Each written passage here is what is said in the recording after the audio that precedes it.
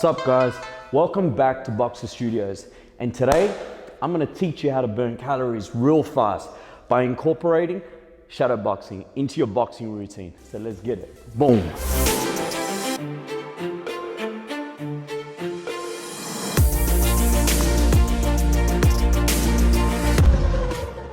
So what's the purpose of shadow boxing?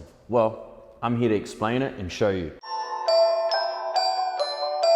First thing is conditioning. The conditioning is so important that it helps you when you're burning calories and you're throwing punches. You're not just using your arms, all right? You're using your hips, you're using your legs, you're using your movement, you're using your shoulders, your back muscles, basically your whole body. So the conditioning side of it is incredible. It's gonna help you with that. Before you even start boxing, you have your warm-up, you have your jump rope, and then you have your shadow boxing. But shadow boxing can also be your real primary warm-up before you hit the bag, before you spar, and before you do pad work. Everything that you learn as far as fundamentals and techniques, you apply into your shadow boxing, not just on the bag, and not just into sparring or pad work. Shadow boxing is the way of really concentrating on your technique, enhancing it, improving it in different ways so you know exactly what you're doing wrong and what you need to improve on. Now before we get into it, I want to explain something. A lot of people love to throw punches and they like to see quick hands and they want to look good and they want to have a certain style to show off. And I know everyone's really excited to get into shadow boxing and be throwing punches.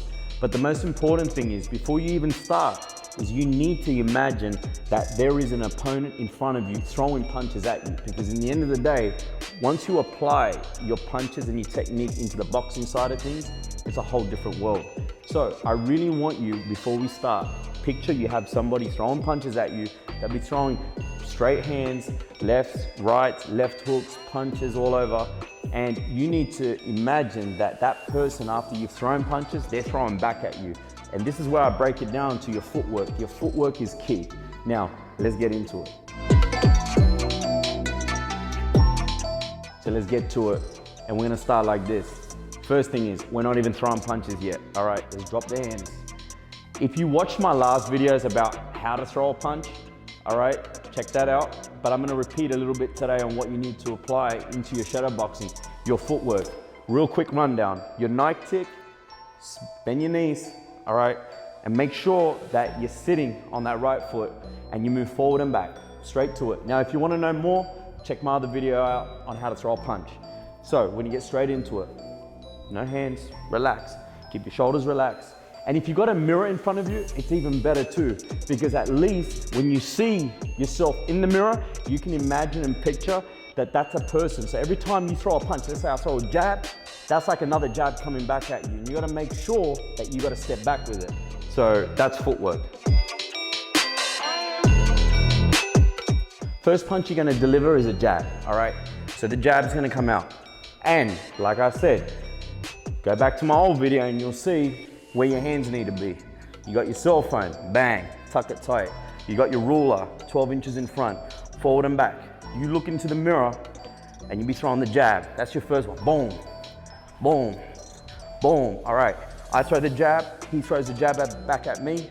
I gotta step back because I gotta have offense, defense. Offense, defense. It's so important. People forget that, you know, throwing punches in front of a mirror as far as shadow boxing and not imagining that there's somebody else coming back at you, that's not gonna happen in a real situation. So you need to make sure that somebody is throwing punches at you, even if you're not blocking yet and you're stepping back, that's already a defensive move anyway. Next, power punch. Right hand, boom, boom. Now if you're a southpaw, it's hard for a lot of people to switch, but I'm gonna switch because I'm used to it. So if you're a southpaw, you would throw the left hand, all right? And then you combine it with a 1-2, basics. I'll switch to southpaws.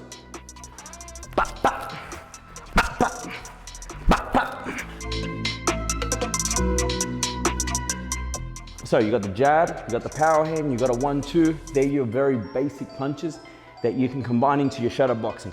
So I'm gonna show you how to mix it up. So forward and back, I got someone in front of me, all right? Boom, boom, boom, boom, step back. All right, he's coming.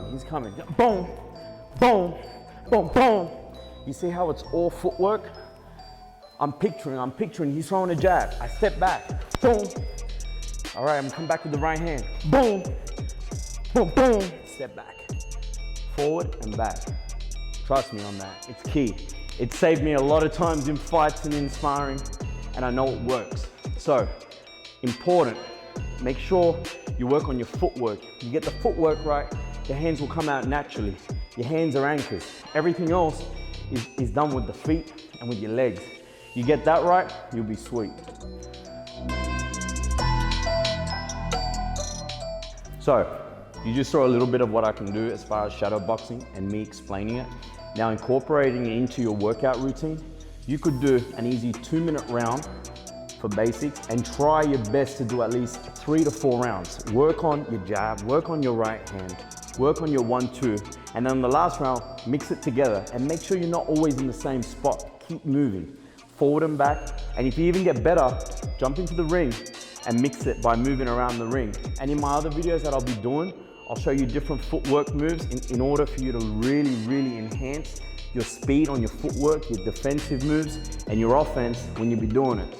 So, 2 minutes, 4 rounds, and if you really want to step it up like the pros, you can do 3 minutes, 4 rounds with 30 seconds rest. Now some tips that can improve your shadow boxing, all right?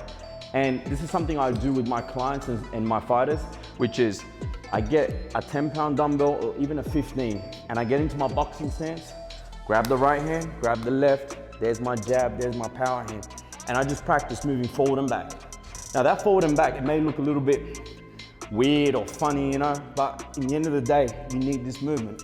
Put the weight on, practice. 2 rounds, 3 minutes with 30 seconds rest, just forward and back, all right? This will get your speed up on your movement. Your movement is key, all right? I know I'm a bit thorough about it, but it is so important and essential. And another thing is, if you can incorporate this by getting 2.5 little dumbbells, I got these little egg weights. So, going forward and back at the jab, boom, at the right hand, boom, at the 1-2, boom, at a jab, boom, move, boom, right hand, all right? By using these, by putting resistance and weight on you, you can put it in between, let's say, your second or third round, take the weights off, and then do it.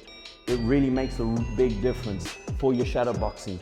It helps to improve it faster, it helps your hands to move faster, and also your feet. So let us know what you think about this video, drop your comments below, and we'll see you in the next video. Boom!